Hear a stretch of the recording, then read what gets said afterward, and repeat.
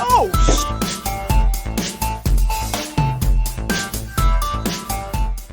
Anyways, moving on to the other paranormal.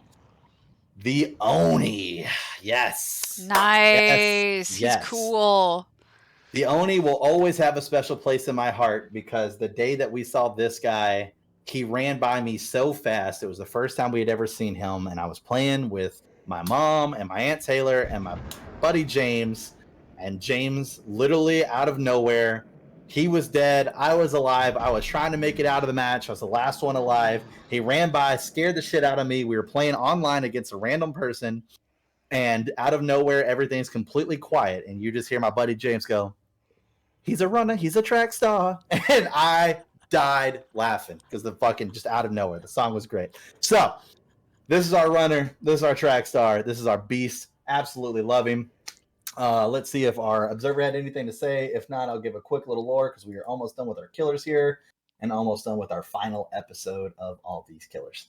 Does not look like our observer had anything to say. So his lore is that he grew up kind of rich a little bit, and his family were some of the last of the samurais, the actual samurais. Mm-hmm. And he would see a lot of people out working in the fields wearing actual samurai gear, stating that they were veteran samurais whenever he knew that they were not, and this angered him. He thought, how dare they? It's probably the oldest ever version of Stolen Valor. So there's that. Stolen Valor. So he decided that he was going himself and take it upon himself to take this vengeance, as he was one of the last actual blood remaining samurais. Doing this for so long, word spread from town to town to town, and he became the monster known as the Oni. And as he died, he officially became the Oni, which, if you don't know, an Oni is the Japanese word for demon. So he is officially a demon. He's got a couple cool skins here. His newest one that just came out, which makes him look really, really cool. His moves is that he hurts people, and whenever he hurts people, their blood forms into bubbles and float in the air. He then can suck all the blood in, and whenever he does, he turns into his, as I like to call, Super Saiyan mode, where he screams really, really loud, and he runs stupid fucking fast, and is stupid strong, and uses that gigantic wood weapon on his back to basically one-hit down you. Damn. He is insane. So we have the Minotaur, which also that's cool. really cool. Damn. Yep. Cursed Fate. Oh, here's the scream. Yep. There's the Super Saiyan mode. And if you go back to his newest skin, see how that eye's all red now? Uh-huh. Yeah, he's a beast. He doesn't hold it for long. And then you gotta go hurt more people and get some more blood. You got that. This one I like because his chest actually lights up with it too. Yeah, that face on his chest. Awesome. Oh, that's cool. And then, the rest are all variations of his normal skin. So that's the Oni. He's awesome. He is a badass. Yeah, he's cool as shit. We are almost to the end here. Deslinger. This was James's first killer. Once again, my buddy James, not JJ. And this guy is fucking nuts. He is an old Western. Not a lot is known about him besides the fact that he is one of those that where he would probably try to kill the entity because no one is more badass than he is. And he's got one of the weirdest outfits. Don't like it. Not at all. Can I see all the way around on that one? Yeah. Yeah. Spin him. What the hell? It's like some satin Satan Santa Claus. Like, he took the robes from a palm reader and but there's military style buttons on the breast of that. Like, what the hell? Yep. Yeah, he's a little bit of a weird one. A little bit of a weirdo. Our observer doesn't have anything on him either, but yeah, he was born in the Wild Wild West. The gun that he has, he made himself. It is a harpoon gun that shoots a spear out, and it kind of explodes out whenever it goes through and clips into your chest like a grappling hook. Jesus. And then he reels you in. It actually has a chain reel on it, which you can kind of see down here in the bottom of the gun. And he reels it in with this lever right here and brings you in, and then automatically hits you and knocks you down. If you're able to break off the chain, which is possible, it leaves you with deep wound Not Yeah. a lot of people have deep wound, but he is one of the ones that have the deep wound effect. And what the deep wound is it gives you a very short a little time bar, that if you don't stop and mend the deep wound, you will automatically be downed. And you will scream when Yes. you fall down, alerting him to where you're at. So he can hook you. Yep. And the Legion is also another character who has deep wound. He's got a couple just normal Western outfits. Nothing too crazy besides the disgusting one that I showed you earlier. Mm-hmm. And then, yeah, that's about it for him. Moving on. My favorite killer, the Executioner, a.k.a. Mr. Pyramid Head, a.k.a. the guy from Silent motherfucking Hill. This guy right here, my favorite. If you haven't watched any of the Silent Hill movies, strongly recommend it. If you haven't played any of the Silent Hill games, strongly recommend it. They're all old as fuck. We'll probably never get a new one. They keep teasing us, but it's been a decade. Anyways, Silent Hill is a great series about a little girl who was tortured by a cult church, and she got so tortured and her body got burned up alive to the point where they just threw her out, that her mind literally split into her normal helpless body, her good side, and her bad side. Her bad side came out as a little girl fully able to function, and the good side came out as a small baby. The bad side took the good side and dropped it off as at an orphanage, and that is how the whole story starts, with her being adopted by a family and the little girl constantly having memories of this place called Silent Hill. What's really cool, interesting facts about Silent Hill, is that it takes place in West Virginia, when in reality it's actually based off the town Centralia, that is in Pennsylvania, that is basically uninhabitable. There's only 5 people that are permanent residents currently living there now. The rest of it has all been bought out by the Commonwealth of Pennsylvania and completely shut down and bulldozed. It's actually very eerie to look it up on the map, because you see it plotted out like houses and buildings were there, and it's all just trees and flowers now. Was that the place where it got heavily poisoned? Because the coal fires. Oh, it's the coal under the fires. ground. Yeah. That's the coal fire one. Yep, and they actually just recently shut down Graffiti Highway, which was the first road to ever show decaying from the coal fires, where it was splitting down the middle. People were going there during COVID times and graffitiing all over it and writing messages, and the people who own it officially bought it or closed it down, and then tore the entire highway down, and then went back and replanted trees. Whether those trees will actually thrive there, a little iffy. But that's what's happened so far. As far as Centralia goes, it's completely legal to go visit it. It's completely legal to go drive. There's not a lot of buildings left, but because the steam that comes up makes it look like constant fog, that's where they took the inspiration for Silent Hill. The entire movie is constantly foggy. So really cool backstory. As you can see, I love this series. I've done my homework on the series, and next year I actually plan on visiting Centralia. So super excited to go do that as well. Anyways, so our boy Pyramid Head here, a lot of people see him as a villain. He's really not. Pyramid Head, so the way Silent Hill works is that whenever it gets nighttime, you hear these loud alarms going off, and that lets you know that nightmares and terrors are coming out. It's time to get inside and hide. If you're outside, the nightmares and terrors find you, you could end up dying. I have seen Pyramid Head grab a woman, rip her clothes completely off till she was butt naked, then grab her by the chest of her skin and twist it until he ripped her entire skin off, and then threw it at a church door. So she was left but nothing but muscle and bone. That's horrifying. Yeah, he's strong as fuck. He's awesome, and he carries a Buster Blade-like fucking weapon, which automatically drew me to him. He is awesome. This is his corrupted state. It's not what he normally looks like. I guess it's not going to let me show you what he normally looks like. This is his only other outfit, which sucks. I don't really care for it. I really wish they would give us more. The reason why I say that he's not necessarily a villain, and a lot of people don't look at him as villain, is that because he is a product of Silent Hill. He is forced to be there, and he is giving one thing, which is to enforce Silent Hill as it is. He is there to seek judgment and judgment only, and that's all he does. Once that is done, he goes back and rests. If the Silent Hill anomaly tells him that there is judgment to be searched on this person, he gets up, he does it, then he comes back. That's all he does. Doesn't go down hunting down other people. He specifically has a target, and that's his only target. And in the later movies, he actually is the one that's protecting the little girl and keeping her safe. Yep. So yeah, he is very strong, very cool. I like him a lot. The little girl that is split into all the different personalities, she's also in the game. She's one of the survivors. Her name is Cheryl Manson. And it is the only movie that Sean Bean, I think, has been in and hasn't died. If not one of the only movies that Sean Bean has been in and hasn't died. Wow. He plays the father. Huh. Yep. Wait, the father that tortured the shit out of her? No, the adopted father. Oh, okay. Yep, because the adopted mother dies. Like she goes to go save the daughter, da da da da da, and it comes back and everything's still foggy, even though she's home and she's like trying to talk to him and he can't hear her. He feels like she's there, but he can't see her, and then it's like she never left Silent Hill. So now he has to go and find the daughter because she took her back to Silent Hill to try to get this to stop because she'd wake up in the middle of the night walking around into traffic and stuff and drawing all these really creepy pictures and paintings of all this evil stuff and everything else. And she's like, what the fuck is going on?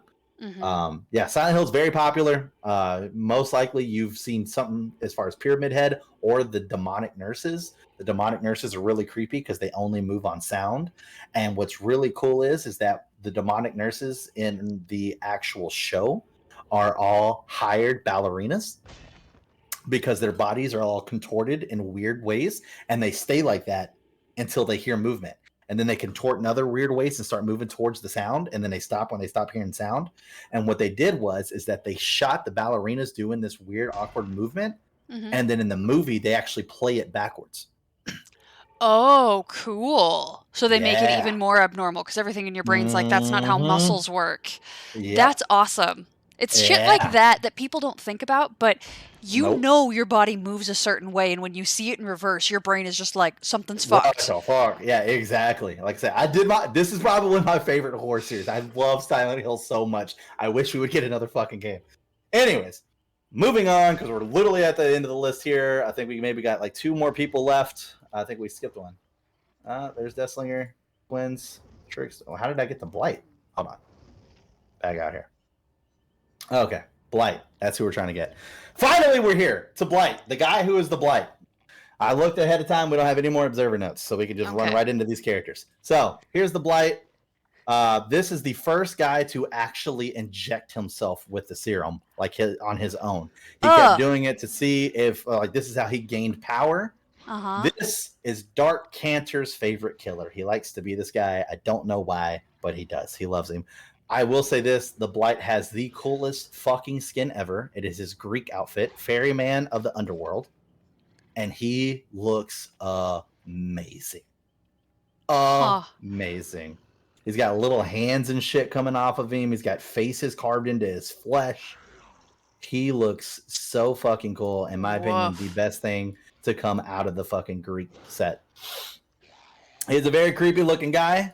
Super creepy. There's not too much known about this guy. We've seen him ever since the game came out. He is actually a recent addition. And when I say we've seen him ever since the game came out, there was always this cloaked man walking around, taking the pollen and stuff from those flowers, getting the actual blight out of the flowers and injecting it into himself. And we would hear him roar, but we would never see actually anything happen.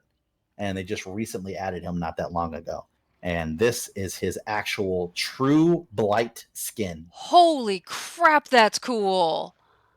He's got the flowers and shit coming out of his face. Dude. If anything was as close to being the entity, it would be this. That's interesting. Yeah, because he's kind of got entity-like stuff coming off of him. Okay. That is the true blight. Huh. That's amazing. That's our boy. Moving on. The twins. I love the twins. And the reason why is because James absolutely hates the twins and is terrified of Victor, our little baby here. And I love it. I also like to play. Kind of with James. Yeah, he hates it. And there's a reason why, and we'll get to that. I also like terrorizing my mom because she'll be like, get that fucking disgusting baby away from me. And I'll be like, how dare you talk to your granddaughter that way? And she's like, that is not my grandbaby.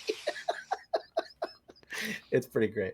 Anyways, so this is the twins. They actually kind of have a really interesting story. They were born a long, long time ago in France, and they were hunted down because of the way they looked. Basically, they were 2 twins, and Victor stopped growing and suddenly kind of formed inside of her. I can't remember what her name is. Give me a quick second. Charlotte. Anyways, Victor and Charlotte, and he formed in her. All of her organs are on the left side of her body. He has a full in and out access right here that does not hurt her whatsoever. And this is where he stays. He's able to completely get out. He has his own walking legs and everything. And that is the cool part of this killer, is you are able to kind of shut yourself down and then go into the baby and run around. And whenever you see people, you leap onto their face and start tearing at their face. And they have to try and keep working and struggling to get you off before you switch back to Charlotte and go walking over there and hit them and knock them down. Hence why he hates the baby. Yeah, that's legit. I don't like the baby either. He also can jump on lockers and hold the doors closed so you can't get out. Yeah, he can do a lot of different things. Yeah, he's interesting. She's got a couple skins. Nothing cool. This is kind of like her sea skin. You can see a little octopus in the back there. Yeah. I really wish she had some cool skins. This is her organ skin. This is probably like the only one I would consider like decent as far as like a skin, but I still don't really care for it. And then she has this skin, which is kind of like a bride type skin with a little coffin. I like the coffin. Coffin, I think, is a nice touch, because Victor is the in perfect the lore, size for her brother. Right, in the lore, Victor dies. The people who are hunting them actually kill Victor, but the entity brings him back to life whenever it drags her and him into the world. Whew. Okay. So that is another one that is theorized that she wouldn't want to leave or fight the entity, because if she does, she knows Victor will die. Mm-hmm. So yeah, and then this is just her normal skin, just different variants. She doesn't have a lot, unfortunately. Moving on. Love the twins. They're awesome. The Trickster. This is probably the newest besides Pinhead. I think he came out right before Pinhead. The Trickster is very interesting. I think this is their closest to a modern killer that they've done so far. This is a guy who was a pop star, and then him and his band were kind of on the outs with each other, and he thought that he was better than all of them. This is when Vane goes as far as Vane can go. He thought he was making better music than them. Something happened where they were in the recording room, and a gigantic speaker fell, and the room caught on fire, and he had a chance to save them and chose not to. And that was where he started. He then went on to go make a solo album, and his solo album was him killing people, but he was only recording their blood-curdling screams and remixing it to music, and thought it was the most beautiful sound ever, played it for a record label, and they were like, what the fuck is your problem? This is not music. And he did not take kindly to that and started killing people left and fucking right.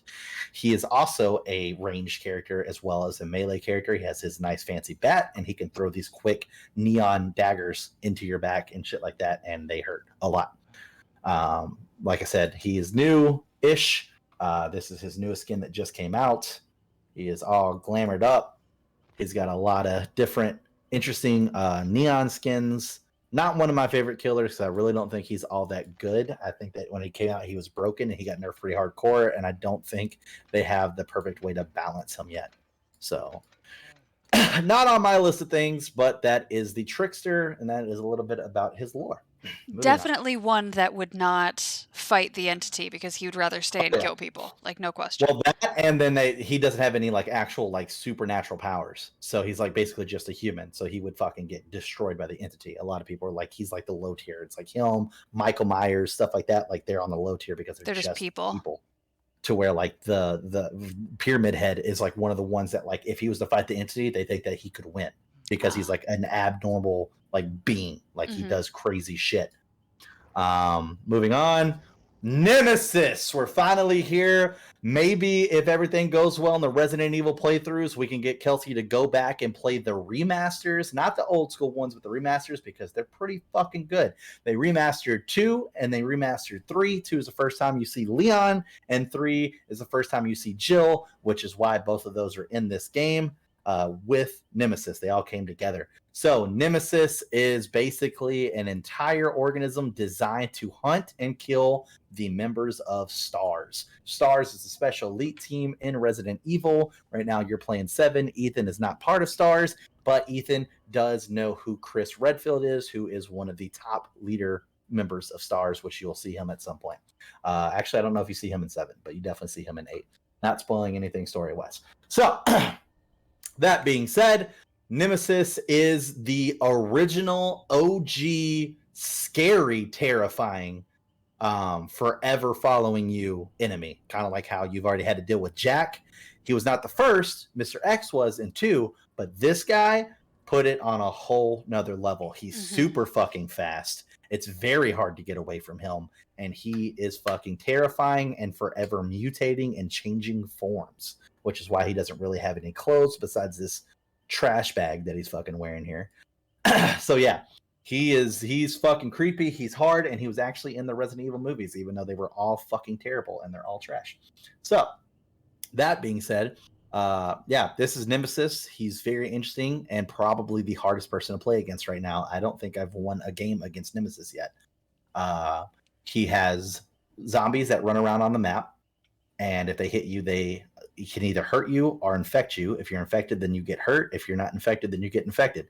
There's only 5 serums on the map, 5 vaccines that you can take, and after that, then you're just infected. If you're infected, there's nothing you can do about it, and it automatically makes you coughing, so he can constantly hear you, and he's super fast and hurts a lot, so he can fucking hit you, down you, knock you out. It's crazy. That's a lot of things. Super hard person to beat. Yeah, he's super hard, and then he can kill his own zombies, which they spawn back, by the way, to mutate, as you saw that tentacle come out of his hand. Yeah. To get faster, his tentacle can reach longer, and yeah, he can mutate, I think, up to like level 3, and then he's just like stupid fucking broken. And he hasn't been fixed yet, which sucks. So yeah, he's super hard to beat. Every time we face against the Nemesis, we lose every time. Every single time. And that leads us to our last and final killer. The newest of the bunch, we have Mr. Pinhead, the Cenobite from Hellraiser. Hellraiser, once again, licensed killer. Nemesis was a licensed killer just because I've been doing it the entire time. Trickster, original. Twins, original. Blight, original. Pyramid, licensed. Original, licensed. And that brings us right back to where we were at. So, licensed killer. We have Pinhead, the Cenobite. A lot of people confuse them with demons. They're not. They're just some other world beings that love pleasure and pain, and those do not come separate, nor do they come exclusive to just one. They like both, and probably, in my opinion, has the more brutal killing out of all of them. He has one other outfit, which is another Cenobite, because there's multiple of them, which is called the Chatterer. Yeah. Exactly. Don't like that. For instance, with Pinhead's actual suit here, there's that going on. Yeah, like I said, pain, pleasure, it's all in the same. Oh my god. Yep, they like it. So, interesting little factoid about this guy. He is the first killer to actually talk in the game. They all have like little like things like the humming and stuff like that. He actually says a full sentence, and it's whenever someone finds his puzzle box, which you'll see him play with here in a second, as he waits for me to continue to keep talking and summons his chains and everything. He's got a little puzzle box, and if the survivors find it, it has a chance to like slow him down and stuff in game. And if they can solve the puzzle box, but while they're trying to solve it, it notifies him and allows him to teleport to them. When he teleports, or when someone starts messing with the box, he specifically says, "You opened the box and I came," as he teleports. Ooh. And they can hear that. He's stupid broken. I played him last Saturday, and by last Saturday, probably like 3 or 4 Saturdays from when you're actually, there's this puzzle box, from whenever you guys are actually watching this, but it will still be up on my Twitch at that point. And yeah, it dominated. Wasn't even close. I think they got 1 generator out of 5 done. Oh, wow. He is crazy broken. His add-ons are stupid broken. He uses these chains. You can manifest into the portal that those chains are coming out of and make the chains fly and hit people. My 2 add-ons to my chains were, I summoned 3 extra chains, and then the other add-on was, so whenever they got hit by 1, 3 more would summon and automatically hit them and hold them still, and they have to try to break from them. And my other add-on was, if you use an environment or any piece of the environment to break a chain, not only do you get hit with 5 more chains, but they also make you slower and stun you. Oh, crap. It's a lot easier to focus on not doing that when you're just focusing on the 1 chain. But whenever you're focusing on 4, you accidentally hit a tree, a rock, anything to break a chain off, 5 more are going to hit you. They're basically stunned almost the entire fucking game. It was crazy. Yeah. It was absolutely stupid.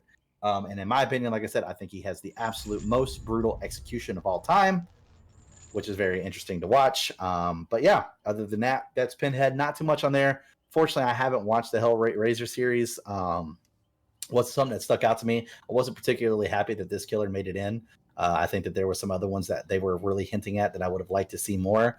But I do see where he does fit into the game, and if they can make him more balanced, I think that he'll be a lot better. But right now, he's brand new, stupid, broken, and yeah, I can't believe he made it out of the beta test with how strong that he is. So, and that's coming from somebody that plays the killer a lot, and this game is geared towards the killer most of the times.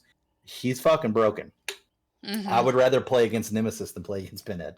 Jeez. And okay. I just told you I've never won a game against Nemesis. So, but you at least thought you could. But I at least thought I could. This, I have no chance. So, yeah. Okay. Well, I think that's going to do it for our fourth and final episode on the Dead by Daylight series, and that's the fourth and final for this particular Detention season. It is definitely not it for everything if you guys are interested in seeing more, but you'll have to let us know specifically in the comments below. If I say it weird enough, maybe you'll actually listen to me, or I'm just really fucking annoying, one of the two. we got deeper lores on all the characters. There might even be more observer notes at that point. I've showed all the costumes and stuff like that, so you've seen that. We've still got maps we can go over, which all the maps are really interesting and how they work inside the entity. On top of that, we've got survivors, the observer notes on the survivors, also their actual backgrounds and lore. There's a lot. There's 27 survivors, so there's a lot of content left to go. So if you guys want to hear it, you know where to do it. But you have to let us know in the comments below. There's also Twitter or Twitch links. Don't use those to give us feedback on this video because that's not actually something that I can collate and use. I can collate the comments. But there are Twitter or Twitch links if you want to come and hang out with us or communicate it with us in another way. There's also a merch link in case you want to show off some of our merch, which we'd absolutely love. And we will see you in the next episode of Dead Funny University. Bye, friends!